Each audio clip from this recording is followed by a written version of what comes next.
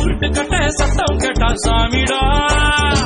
மீனோட தேரும் மானோட பால மீனோட தேரும் மாறாம என்ன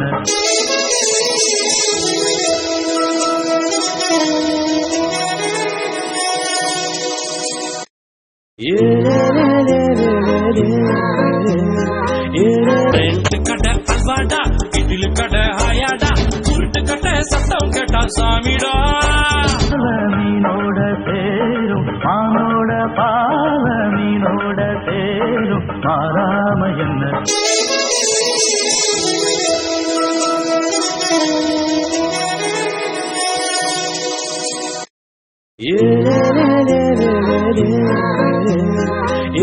ரெண்டு கடை அல்வா